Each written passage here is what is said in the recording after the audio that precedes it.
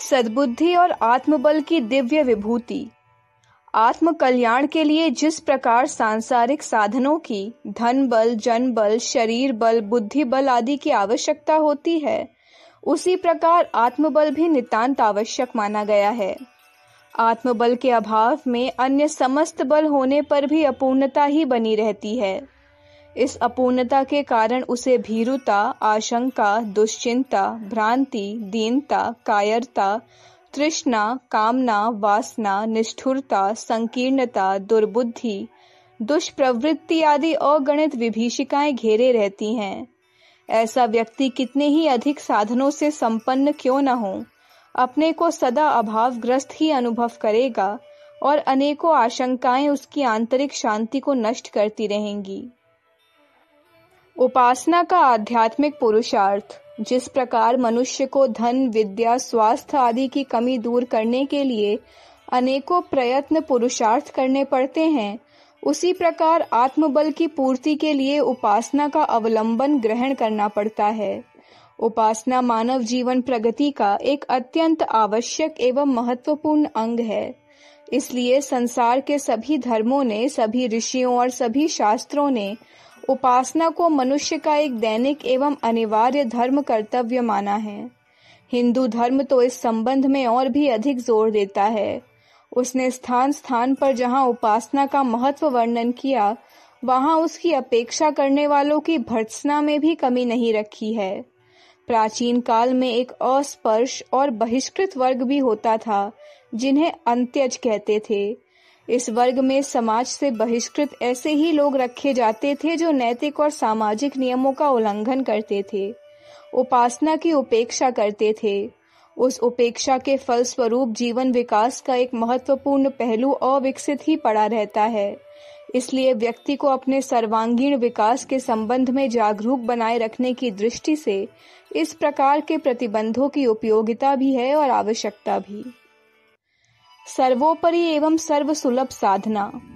उपासना में भारत की प्राचीनतम, सर्वोपरि एवं सर्वानुमोदित सर्वसुलभ प्रक्रिया गायत्री महाशक्ति की ही है। सद्बुद्धि की देवी, आंतरिक पवित्रता और प्रगति का प्रतीक इस गायत्री उपासना को ही ऋषियों ने, देवताओं ने, अवतारों ने और सभी विचारशील सत्पुरुषों ने अपने दैनिक जीवन में एक आवश्यक धर्म कृत्य के रूप में स्थान दिया था। जब तक मत मतांतरों का जंजाल हिंदू धर्म में प्रविष्ट नहीं हुआ था, तब तक एक सर्वत्र एक ही भाषा, भेष, भाव की तरह उपासना की भी एकता बनी रही। वेद जननी गायत्री को ही ज्ञान विज्ञान की अजस्त्र ज्ञान गंगा माना जाता रहा और इसी का नित्य नैमित्तिक अवगाहन करके सब कोई कृतकृत्य होते रहे। पीछे जैसे जैसे हिंदू धर्म में विकृतियां प्रवेश करती गईं, वैसे वैसे वेद धर्म की उपेक्षा करके लोग अपनी अपनी मर्जी के संप्रदाय गढ़ते और अपनी अपनी रुचि के देवताओं का प्रादुर्भाव करते चले गए। अपनी कल्पना और रचना की पुष्टि में उन्होंने अनेक ग्रंथ भी रच डाले। इस प्रकार भ्रांतियों का एक पूरा घटाटोप खड़ा हो गया। उपासना विधान, देवता, मंत्र आदि आध्यात्मिक उपकरण दिन दिन बढ़ते गए और उनमें से प्रत्येक के निर्माताओं एवं अनुयायियों ने उनका प्रसार करने के लिए भरपूर महात्म्य बताया, भरपूर ढोल पीटा। यह हंगामा इतना बढ़ा कि सनातन उपासना गायत्री की स्थिति वही हो गई जो नक्कार खाने में तूती की होती है। लोग उसे भूलने ही नहीं लगे, उपेक्षा ही नहीं करने लगे, वरन शाप लगी हुई कलयुग में निष्फल केवल ब्राह्मणों को ही मौरूसी, कान में कहने की गुप्त विद्या आदि बताकर उसकी ओर से जन साधारण में अरुचि भी उत्पन्न करने लगे। सनातन एवं आर्ष सत्य। असत्य देर तक नहीं ठहर सकता, तथ्यों को देर तक छिपाया नहीं जा सकता। बादलों की छाया में सूर्य कब तक ढका रहेगा, अंततः उसका प्रकटीकरण तो होना ही है, होता ही है। भारतीय धर्म की सर्वश्रेष्ठ सनातन उपासना मत मतांतरों के कोलाहल में कब तक उपेक्षित एवं तिरस्कृत पड़ी रह सकती थी। सत्य की शोध आखिर कभी तो होने ही वाली थी और तथ्यों का प्रकटीकरण किया ही जाने वाला था। हर्ष की बात है कि वह समय अब आ पहुंचा है और वास्तविकता जैसे जैसे सामने आई वैसे वैसे यह स्पष्ट हुआ कि लाखों वर्षों तक हमारा आध्यात्मिक अनुसंधान गायत्री को ही सर्वोपरि उपासना स्वीकार करता है, वहीं सदा की भांति आज भी हमारे लिए उपयोगी हो सकती है। जिन्होंने किसी पूर्वाग्रह से अपने को बांध नहीं लिया है, जिन्होंने विचारशीलता और सत्यान्वेषण से अपने को सर्वथा विमुख नहीं कर लिया है, उन्हें यह मानने में तनिक भी कठिनाई नहीं होती कि आध्यात्मिक प्रगति एवं भावनात्मक एकता की दृष्टि से गायत्री उपासना को ही उपासना क्षेत्र में उसका उचित स्थान मिलना चाहिए। विचारशीलता की प्रचंड लहरों ने आज गायत्री को उसके प्राचीन स्थान पर पहुंचा देने का प्रयत्न पुनः आरंभ कर दिया है। लगता है गायत्री भारत की राष्ट्रीय उपासना बनकर रहेगी और उसका आश्रय लेकर हम अपना आध्यात्मिक, मानसिक, नैतिक और सामाजिक जीवन ही ऊंचा न बनावेंगे, वरन वैयक्तिक जीवन के प्रत्येक क्षेत्र में सुख शांति की चिरस्थायी अभिवृद्धि भी करेंगे। गायत्री विद्या के 2 स्तर। गायत्री उपासना के 2 स्तर हैं, एक साधारण, दूसरा विशेष। सर्वसाधारण के लिए दैनिक नित्य कर्म के रूप में नवरात्रि आदि किन्हीं पर्वों पर नैमित्तिक रूप से एवं किसी विशेष आवश्यकता के समय उपचार रूप से जो साधना की जाती है उसे साधारण स्तरीय उपासना कहते हैं। गायत्री महाविज्ञान ग्रंथ के प्रथम भाग में इसी विधान और विज्ञान का वर्णन किया है। जिनकी अभिरुचि अध्यात्म की दिशा में बहुत गतिशील नहीं है, जिनके पास अवकाश कम ही रहता है, उनके लिए अनिवार्य धर्म कर्तव्य की तरह वही क्रम उपयुक्त है। इस प्रथम स्तरीय साधना को ऋषियों ने एक मुखी गायत्री कहा है। चित्रों में एक मुख और 2 हाथ वाली गायत्री माता का चित्र इसी स्तर के उपासकों के लिए निर्धारित किया है। शिक्षा पद्धति को स्कूल और कॉलेज इन 2 विभागों में विभक्त किया जाता है। आरंभिक छात्र स्कूली पढ़ाई पढ़ते हैं और आगे चलकर वे कॉलेज में प्रवेश करते हैं। यही बात आध्यात्मिक प्रगति के लिए निर्धारित गायत्री उपासना के संबंध में है। आरंभिक श्रेणी की एकमुखी गायत्री उपासना को स्कूल कोर्स कहा जा सकता है। इससे अगला शिक्षण कॉलेज कोर्स है। इसे पंचमुखी, पंचकोशीय एवं उच्च स्तरीय उपासना कह सकते हैं। जिनने कम से कम 5 वर्ष साधारण श्रेणी की उपासना करके अपनी श्रद्धा को परिपक्व कर लिया हो, उन साधकों को उच्च स्तरीय साधना के लिए अग्रसर होना होता है। एकमुखी गायत्री का सीमा क्षेत्र। सर्वसाधारण के लिए उपयोगी एकमुखी गायत्री उपासना की विवेचना भी गत 10 वर्षों से अखंड ज्योति के पृष्ठों में छोटी मोटी दसियों पुस्तकों में, प्रवचन, सत्संगों और व्यक्तिगत वार्तालापों में हम समय समय पर करते रहे हैं। लाखों मनुष्यों ने उस विज्ञान का लाभ उठाया है और अभी भी उस मार्ग पर चलते हुए असंख्यों व्यक्ति लोक एवं परलोक के कल्याण का मार्ग प्रशस्त कर रहे हैं। गायत्री उपासना से साधक के मन क्षेत्र में तत्काल सद्बुद्धि का विकास होता है। मलिन एवं अवरुद्ध पड़े हुए अंतःकरण की सफाई होना शुरू होती है और गुण कर्म स्वभाव में प्रवेश हुए दुरितों का समाधान होने की प्रक्रिया तत्क्षण आरंभ हो जाती है। उसका प्रकाश जीवन के विभिन्न क्षेत्रों में प्रत्यक्ष परिलक्षित होता है। स्वभाव में मधुरता, सहनशीलता और दूरदर्शिता की प्रवृत्ति का समावेश होने से साधक के विचार और आचार में आश्चर्यजनक परिवर्तन दृष्टिगोचर होता है। फलस्वरूप अनेकों गुत्थियां सहज ही सुलझने लगती हैं। हमारी उलझनों के अधिकांश कारण बाहर नहीं भीतर होते हैं। दूसरे लोग हमारी प्रगति और शांति में जितनी बाधा पहुंचाते हैं, उससे अनेक गुनी बाधा अपनी भीतरी दुर्बलताएं उत्पन्न करती हैं। इन दुर्बलताओं को ही कुबुद्धि कहते हैं। कुबुद्धि को हटाकर सद्बुद्धि की स्थापना ही एकमात्र वह आधार है जिसके द्वारा चिंताओं, आपत्तियों और अभावों से घिरते हुए जीवन की काया पलट हो सकती है। यह परिवर्तन प्रसन्नता, सुविधा और संतोष के रूप में तुरंत ही देखा जा सकता है। दर्द को दूर करने में जिस प्रकार मॉर्फिया का इंजेक्शन या कोकिन लोशन जादू का काम करता है, उसी प्रकार विभिन्न प्रकार के क्लेशों और दुखों से संत्रस्त करने वाली कुबुद्धि को हटाने वाला सद्बुद्धि का उपचार मिलते ही क्लेशों के स्थान पर संतोष आ विराजता है। आत्मबल की दिव्य विभूति।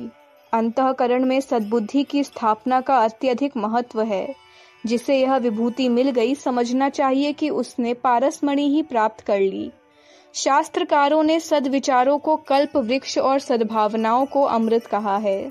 जिसने यह सब प्राप्त कर लिया, उसे इस संसार में न तो किसी वस्तु का अभाव रहेगा और न उसकी शांति को कोई नष्ट कर सकेगा। अध्यात्म साधना का प्रथम लक्ष्य अंतःकरण में सद्बुद्धि की स्थापना करना है। इस प्रयोजन के लिए यूं स्वाध्याय एवं सत्संग की बहुत महत्ता बताई है, पर उसके साथ साथ साधना का समावेश होना भी आवश्यक है। साधना को बीज माना जाए तो स्वाध्याय और सत्संग को खाद पानी कहना पड़ेगा। श्रेय का पौधा इस प्रकार फलता फूलता है। साधनाओं में गायत्री उपासना ही सद्बुद्धि की स्थापना का उद्देश्य पूरा करती है। गायत्री को बुद्धि की, ज्ञान की, विवेक की देवी कहा गया है। इस महामंत्र में तेज और ज्ञान की शक्तियों का आवाहन किया है और सच्चे मन से की गई इस साधना से यह दोनों वस्तुएं मिलती देखी भी जा सकती हैं। सद्बुद्धि की विभूति जैसे जैसे अपने भीतर बढ़ती है, वैसे ही मनुष्य के गुण, कर्म और स्वभाव में सात्विकता की मात्रा की अभिवृद्धि होती है और इसके फल स्वरूप वह परिस्थितियां उत्पन्न होनी आरंभ हो जाती हैं जिनमें सफलता, सहयोग, समृद्धि, संतुष्टि और शांति की प्राप्ति हुआ करती है। गायत्री उपासना से अनेकों प्रकार के भौतिक और आध्यात्मिक लाभ होने का जो महात्म्य शास्त्रों ने कहा है और अनुभव द्वारा जिसे पूर्णतः सही पाया गया है, उसका आधार यह सद्बुद्धि ही है, जिसे गायत्री महामंत्र के जप अनुष्ठानों एवं विभिन्न विधि विधानों से प्राप्त किया जाता है। सर्वसाधारण के लिए गायत्री का यह सद्बुद्धि वाला क्षेत्र ही सरल पड़ता है। आरंभ में हर साधक को इसी कक्षा में प्रवेश करना पड़ता है। तंत्र और योग की पद्धतियां। गायत्री महाविज्ञान ग्रंथ के प्रथम भाग में सद्बुद्धि श्रेणी की साधना का विधान है। दूसरे में तंत्र और तीसरे भाग में पंचमुखी, पंचकोशी, उच्च स्तरीय गायत्री उपासना की विवेचना की गई है। तंत्र का विषय गोपनीय है। केवल वह परीक्षित, विश्वस्त भूमिका के व्यक्तियों को ही कहा और बताया जाता है। ऐसे लोग ही उसकी साधना कर सकते हैं। कुपात्रों के हाथ तंत्र विज्ञान का जाना दूसरों के लिए ही नहीं, वरन उन साधकों के खुद के लिए भी संकट का कारण बनता है। इसलिए तंत्र शास्त्र की परंपरा यह है कि वस्तु स्थिति को छिपा कर रखा जाए। साधारणतया कुछ कहा और लिखा भी जाए तो वह चर्चा एवं विवेचना तक ही सीमित रहे। उसकी प्रयोग विधि की गोपनीयता पर आचार्यों ने कठोर प्रतिबंध लगाए हैं। वे उचित भी हैं और आवश्यक भी। इसी परंपरा के अनुसार गायत्री महाविज्ञान के दूसरे भाग में गायत्री तंत्र का उल्लेख तो हुआ है, पर अनादि परंपरा के कारण उसकी विस्तृत विवेचना को अप्रकट ही रखा गया है। अधिकारी सत्पात्रों को गुरु परंपरा से पूर्व काल में भी यह ज्ञान मिलता रहा है और आगे भी मिलता रहेगा। उच्च स्तरीय गायत्री उपासना में शरीर और मन के विभिन्न केंद्रों में प्रस्तुत पड़ी हुई अत्यंत महत्वपूर्ण शक्तियों के जागरण का विधान है। दूसरे शब्दों में इसे आत्मबल विकास का विज्ञान कह सकते हैं।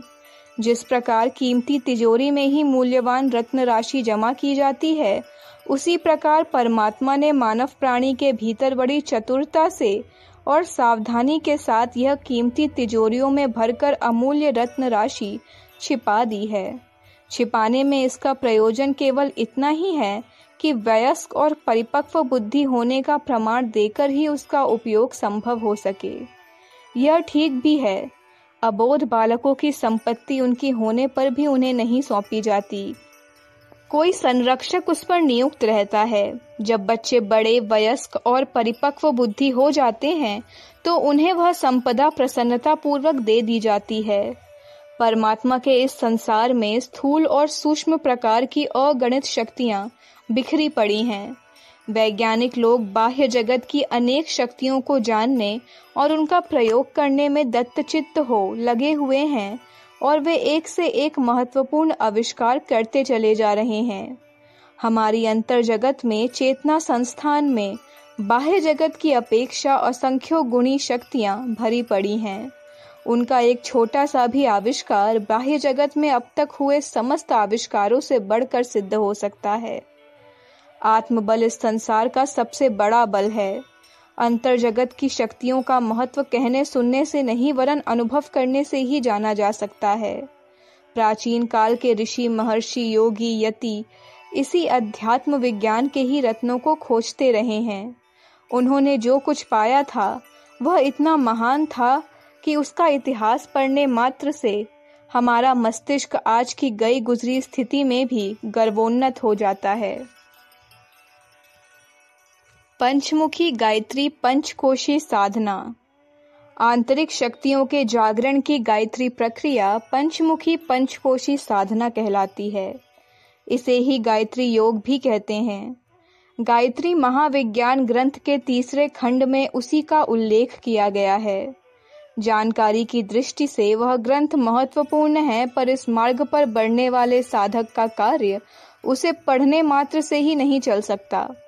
आयुर्वेद के प्रमुख ग्रंथ चरक संहिता में आरोग्य रक्षा और चिकित्सा के बारे में बहुत कुछ लिखा हुआ है, पर कोई रोगी उसे पढ़कर ही अपना काम नहीं चला सकता।